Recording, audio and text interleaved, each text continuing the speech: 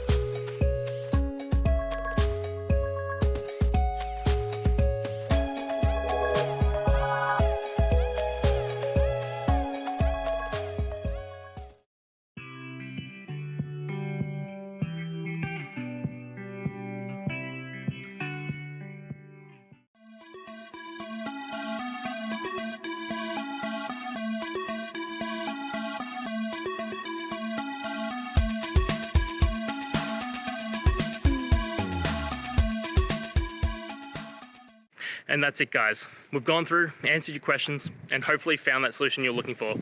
If we did, please hit subscribe. I'd really appreciate it. And until next time, I hope you have a good one.